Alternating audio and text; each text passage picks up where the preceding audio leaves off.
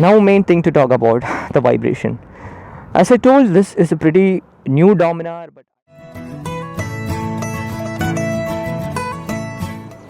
what's up YouTube? Today we have these two beautiful motorcycles and I'm gonna do a one-on-one comparison between the CBR250R as well as the 2018 Dominar 400. So I actually thank you for everyone who has commented on the community post. If you haven't gone and checked my community post, just go and check it out. Actually what I do is I post some photos in my community and I ask people what they want to hear from me. So this was something which I heard from many of my viewers, were a comparison between the Dominar 400 and the CBR250R. So without much ado, let's get this review started. Basically in this review what I'm gonna do is I will be comparing these two motorcycles from three aspects, which will be the city usage, highway usage and off-road capacity. So let's get into the review, let's get into the comfort part first. So as you see, this is basically two different kind of motorcycles from a comfort point of view, because the CBR is more a sports tourer and on the other hand the Dominar is a proper upright tourer, and the seating posture on the CBR is a bit aggressive when you compare. On the other hand, the Dominar is more upright. So what I feel is that if you are someone who consider yourself a bit fluffy and you feel that you have more upper body weight, I feel the Dominar is going to be a good choice, because what generally people tend to do is that whenever they tour on a motorcycle, what they do is that they try to put so much of pressure onto their hands and handlebar. So what it eventually happens is that you get hand pain, but you never get a back pain or a shoulder pain. Sometimes you get a shoulder pain, but when you do a sports touring and you are a bit fluffy person, then you tend to get some hand pain. If you are on the correct posture, no problem. Now let's talk about the seat. If you look at the seat itself, the seat of the CBR is wide enough, which is very much comfortable. It's something so sweet that you can have, and there is no complaint with the Dominar also. The seat is very much comfortable, you can ride for a long period of time. Now let's get into a different department, which is the braking department of these two motorcycles. So previously you will be knowing that the braking system of CBR is very much updated, and even though it got launched in 2011, the braking capacity of this motorcycle is too good. But when Dominar got launched in 2016 December, what I felt is that the braking wasn't so good actually. But what I see with the 2018 version of Dominar is that they have improved the braking. I don't know why, but I am feeling it that way, that the braking has improved a lot. But still I feel that CBR is one step ahead in braking department. I don't tell one step ahead, I could tell that half a step ahead, because Dominar has such brilliant brakes now, and of course CBR is too good. It comes with Nissan calipers, that's one reason, and Dominar comes with Biber brakes. So now let's talk about the gearbox for a moment. So I've been riding this CBR for 3 years by now, and the gearbox is simply smooth. It is crisp, the gear shifts are absolutely crisp. You will have only false neutrals when you have a saggy chain. If your chain is not lubricated properly or not tightened properly, then you have that kind of a problem of having problems in the shifting. Otherwise it's absolutely brilliant. But this Dominar, what you see, is around 1500 kilometers old, so it's pretty new in the sense. So what I feel is that the gearbox is kind of an okay, it's not bad, but it's kind of an okay.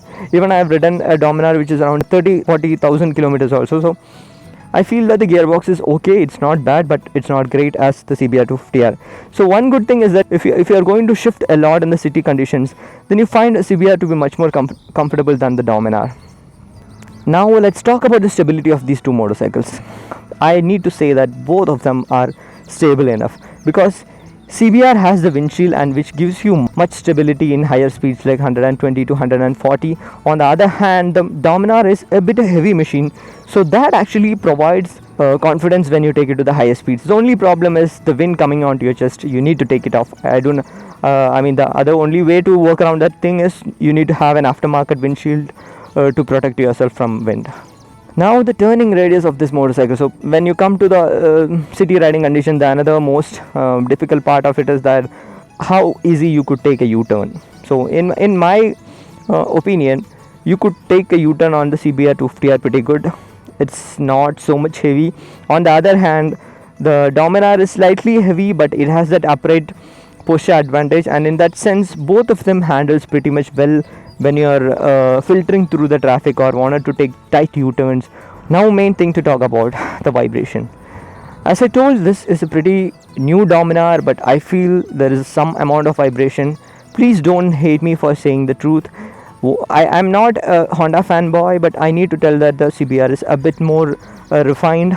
In the sense, I need to say that the Dominar is pretty much the most well-built and vibration-free motorcycle that has came out of Bajaj. But yes, it needs some amount of improvement in the vibration area, because it's not that kind of a vibration that you see on an Apache RR310. There are two kind of vibrations actually. So the vibration which is caused by resonance, and the vibration which is caused all around the rev range. So in an Apache RR310, what I faced is that the vibration was mostly onto the firing, which happens only in one rev range. It is because of the resonance. If you don't understand what resonance is, it's a physics term, you could just Google it out. And what on this is that it gives some amount of a buzz feel to your foot peg and to your handlebar. I'm not getting onto the seat, but it gives. So what it makes you a little bit irritated is that when you are riding this motorcycle, the Dominar, for a long period of time, you could feel that. I actually tested it one-on-one. So when I keep my finger on the clutch lever,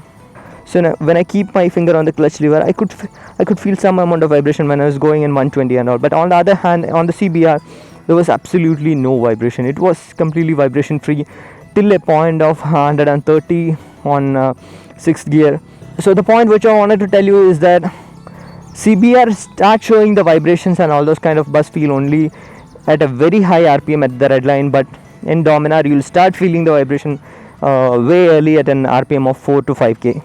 So now to talk about the build quality. Actually, both of the motorcycle has good build quality. I need to say that Honda has one step ahead on the build quality, because I see a lot of users using the CBR for around 7 years by now and no quality issues. So that's something wonderful. And on the other hand, Bajaj is, but okay, when you take the value for money proposition of the Dominar, the build quality is awesome. For around 1.8 lakhs on road in Bangalore, you get a 400cc motorcycle which is pretty much stable. So in that sense, this is one among the best motorcycle you could get. Now let's compare the headlight of these two motorcycles. So I have installed the 2018 headlight on my CBR250R, which is 2015 version, and this Dominar has the stock headlights. So on a rough note, I'll tell that the Dominar stays 2 steps ahead in the illumination part, because the headlight is too good with the Dominar. On the other hand, the CBS headlight is kind of an okay thing.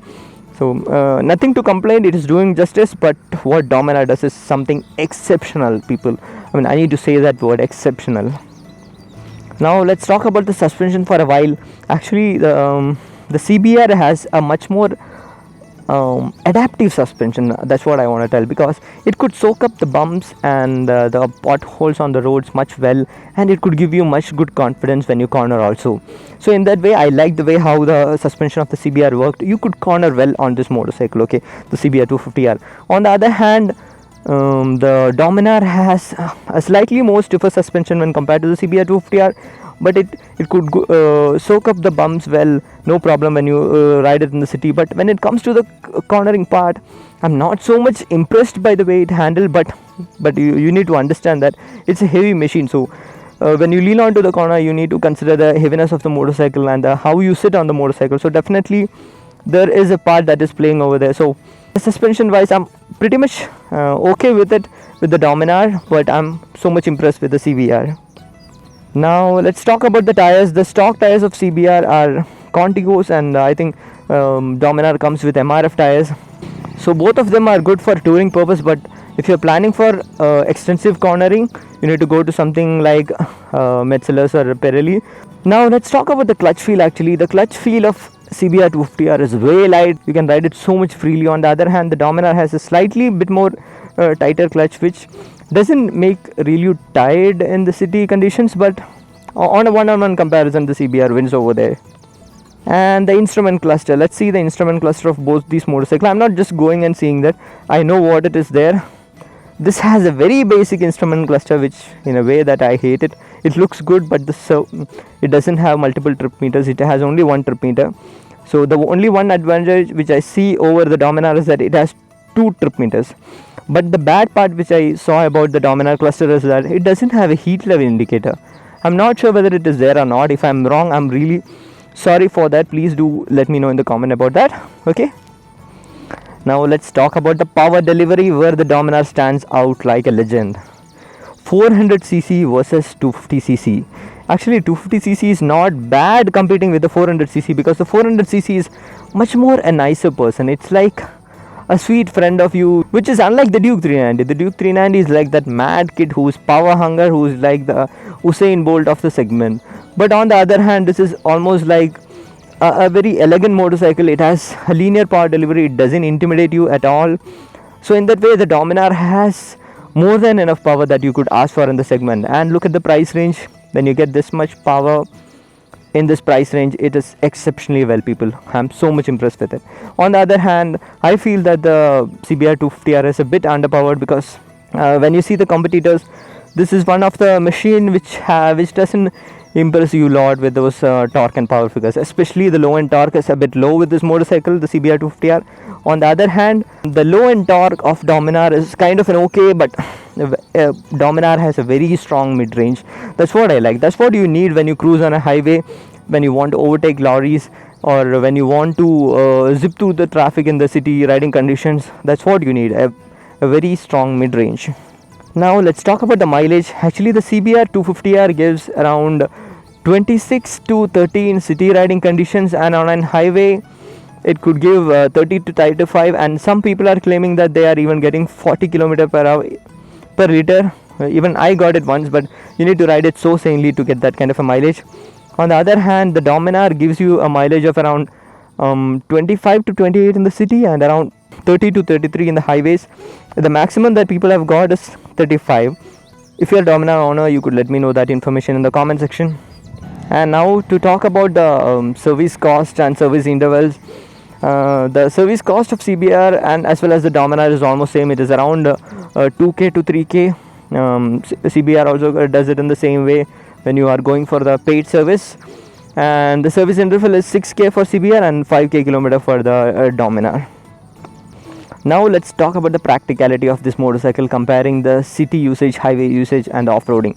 So in city usage, what I will tell that if you are someone who wanted to just ride in city and you are not going for the highway at all, what I will suggest that you could stick to the Dominar, because it makes us so much a value for money machine, so that you could save a lot of money, but you can live in the city. You don't have to really worry about much things when you are living in the city. So in that sense, Dominar is a very good bike, and you can consider the CBR250R only if you are a sports motorcyclist, if you love to ride a sports motorcycle. Otherwise, all points goes to the Dominar.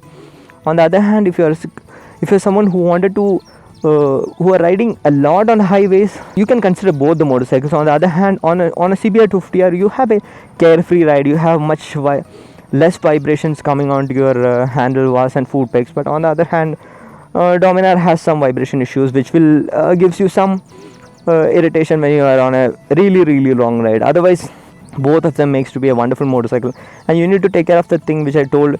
If you consider yourself as a bit slightly a fat person, then you need to you can consider the Dominar in that way.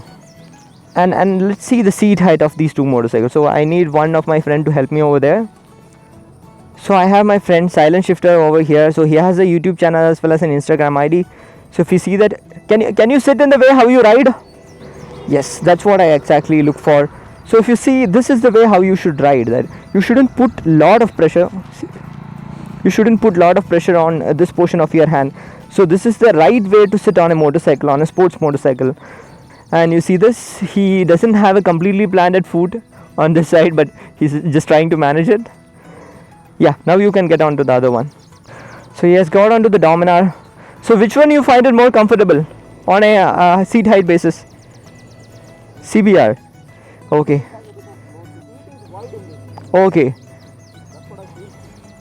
Okay, good. So I hope you got it. So thank you. So that's one thing. I demonstrated this thing just to show one thing, that when you take these two motorcycles off-road, you need to take care of your height as well as the seat height. So I strongly recommend actually Dominar in that way, because Dominar is more upright. You could control the bike much better when you're going for off-roads. On the other hand, CBR is a little bit poor for off-roading.